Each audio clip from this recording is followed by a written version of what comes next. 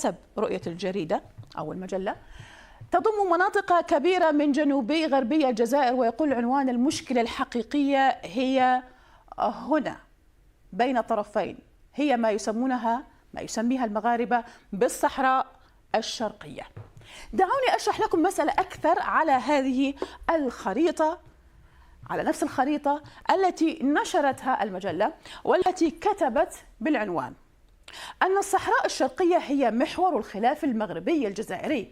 المغاربة يقولون أن فرنسا هي التي اقتطعت هذه المناطق مثل تندوف، إدرار وبشار وأعطتها للجزائر بعد الاستقلال، وأن الجزائر تثير دائما مسألة الصحراء الغربية للتغطية على مسألة الصحراء الشرقية على حد.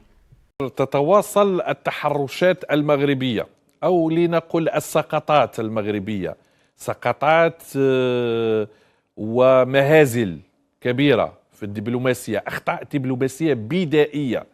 دعكم من المجلة وشخبة شخابيط والتلوين، يعني علبة الألوان والأحمر التي تم الرد عليها بشكل رسمي، شفنا في اليومين الماضيين.